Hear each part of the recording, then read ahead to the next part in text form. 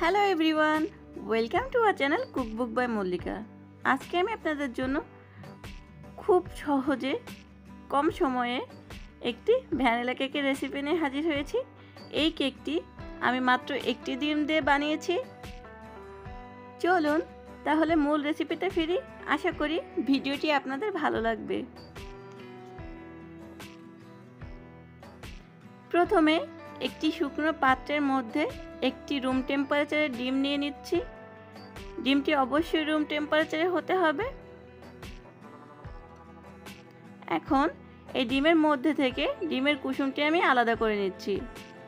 এবার ডিমের সাদা অংশের সাথে 1/4 কাপ পরিমাণ চিনি দিয়ে একটি ইলেকট্রিক বিটার দিয়ে আমি বিট করে নিচ্ছি, যতক্ষণ না পর্যন্ত ডিমের সাদা অংশটি একটি ফোমি টেক্সচারে চলে আসে।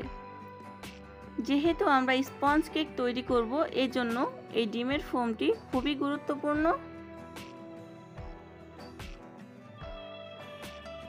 কিছুক্ষণ বিট করার পর আমাদের ডিমের ফোমটি মোটামুটি এইরকম একটি পর্যায়ে চলে আসলে এখন বিটারের কাঁটা দিয়ে আমি চেক করে নিচ্ছি ডিমের ফোমটি একদম পারফেক্ট হয়েছে।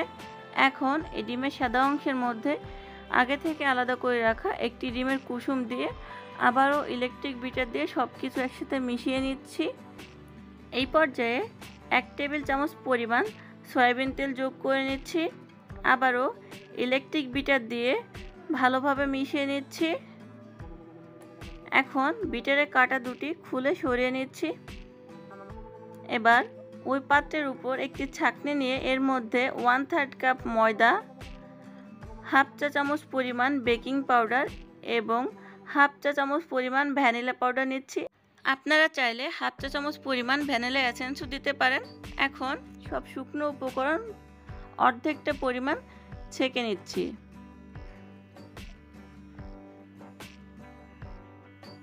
একটি হ্যান্ড হুইস্ক দিয়ে খুব আলতোভাবে মিশিয়ে দিচ্ছি যেন ডিমের ফোমটি নষ্ট না হয়ে যায়।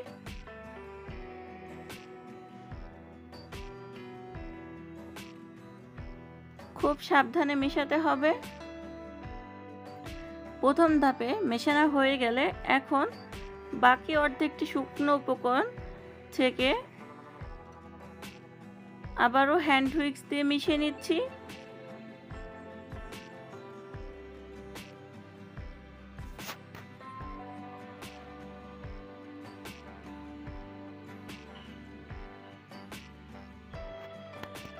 এই তো আমাদের কেকের ব্যাটার পুরোপুরি রেডি। আমি আপনাদেরকে ঘনত্বটা দেখাচ্ছি। এখন একটি 5 ইঞ্চি রাউন্ড মোল্ডে সম্পূর্ণ কেকের ব্যাটারটি নিয়ে নিচ্ছি। মোল্ডটিকে কয়েকবার ট্যাপ করে নিচ্ছি যেন ভিতরে বাতাস থাকলে সেটি বের হয়ে যায়। এবার 150 ডিগ্রি প্রিহিট ওভেনে কেকটিকে বেক করে নেব 30 মিনিটের জন্য। আপনারা চাইলে এই কেকটাকে লো হিটে চুলাতেও বেক করতে পারেন।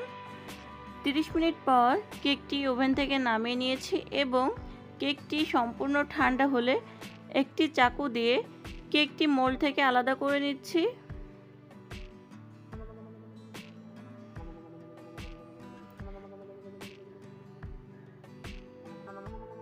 কেকের উপরে বেকিং পেপারটি উঠিয়ে নিচ্ছি।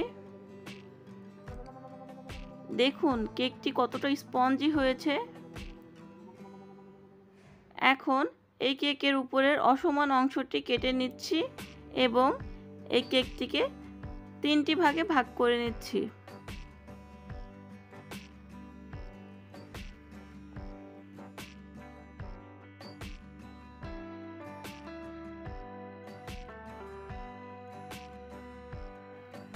এখন একটি টার্ন টেবিলের উপরে 7.5 ইঞ্চি একটি রাউন্ড বোর্ড নিয়ে নিয়েছি। এখন এই বোর্ডের উপরে সামান্য পরিমাণ ক্রিম দিয়ে এর উপরে কেকের প্রথম লেয়ারটি বসিয়ে নিচ্ছি এবং খুব ভালোভাবে সুগার সিরাপ ব্রাশ করে দিচ্ছি।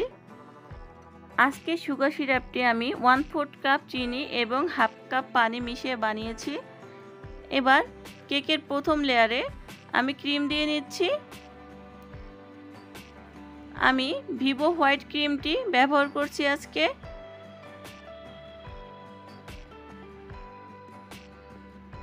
এবার কেকের উপরে কেকের দ্বিতীয় লেয়ারটি বসিয়ে নিচ্ছি। এখন দ্বিতীয় লেয়ারেও সুগার সিরাপ ব্রাশ করে দিচ্ছি।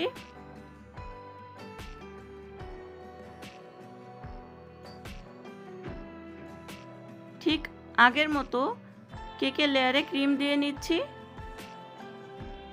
একটি প্যালেট নেপ দিয়ে ক্রিমটাকে সমান করে নিচ্ছি।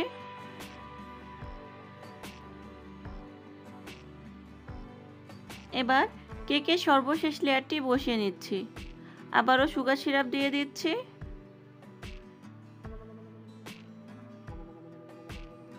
সর্বশেষ কেকের উপরে অল্প কিছুটা ক্রিম দিয়ে কেকটিকে ক্রাম কোটিং করে নিচ্ছি। ক্রাম কোটিং করে নেওয়ার ফলে যখন কেকের ফাইনাল ফিনিশিং দেওয়া হবে, ক্রিমের উপর কেকের গুঁড়িগুলো উঠে আসবে না। এখন প্যালেট নাইফের সাহায্যে আমি কেকটির সাইডে ক্রিম কভার করে নিচ্ছি। আপনারা চাইলে এই কাজটি পাইপিং ব্যাগ দিয়েও করতে পারেন।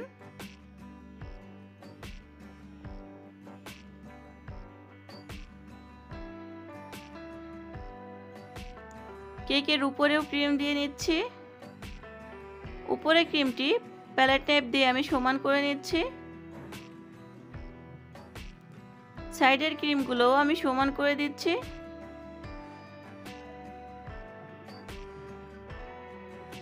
কেকের উপরে একটি স্মুথ ফিনিশিং আনার চেষ্টা করছি। এবার একটি কেক কম্পের সাহায্যে কেকের সাইডে ডিজাইন করে নিচ্ছি।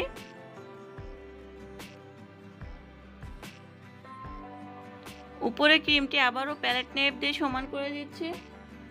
মোটামুটি একটি ফিনিশিং চলে আসলে এখন কেকটিকে ডিজাইন করে নিব। এজন্য একটি পাইপিং ব্যাগের মধ্যে বেগুনি কালার, সাদা কালার, হলুদ কালার এবং আকাশি কালারের ক্রিম একসাথে নিয়ে নিয়েছি। এখন এই পাইপিং ব্যাগের মধ্যে স্টার নজেলটি দিয়ে আমি কেকের উপরে ডিজাইন করে নিচ্ছি। আজকে আমি ছোট সাইজের স্টার নজেলটি ব্যবহার করছি। এবার কেকের নিচেও একই নজল দিয়ে বর্ডার করে নিচ্ছি। একটু খেয়াল করলে বুঝতে পারবেন কেকের ক্রিমে অলরেডি কয়েকটি কালারের শেড চলে এসেছে। এখন আবারও উপরে কয়েকটি ফুল করে নিচ্ছি। এই নজলের নাম্বারটি আমি বলতে পারছি না, কারণ 100 টাকা দামের যে নজলের সেট থাকে সেই সেটের নজল এটি। আবারও একই নজল দিয়ে আমি কেকের নিচে বর্ডার করে নিচ্ছি। কেকের ডিজাইন সম্পূর্ণ আপনাদের উপর ডিপেন্ড করে। যেহেতু আমার হাতে সময় কম ছিল, আমি এই ডিজাইনটি করছি। সর্বশেষ কেকের উপরে কিছু পরিমাণ সুগার বল ছড়িয়ে দিচ্ছি। কেকের সাইডেও কয়েকটি সুগার বল দিয়ে দিচ্ছি। এই তো আমাদের কেকটি এখন পুরোপুরি রেডি। ভিডিওটি যদি আপনাদের ভালো লেগে থাকে প্লিজ আমার চ্যানেলটি সাবস্ক্রাইব করবেন, আমার ভিডিওটিতে একটি লাইক দিবেন এবং আপনাদের মূল্যবান মতামত আমাকে কমেন্ট করে জানাবেন। এতক্ষণ ধরে ভিডিওটি দেখার জন্য আপনাদের অসংখ্য ধন্যবাদ। সবাই অনেক ভালো থাকবেন।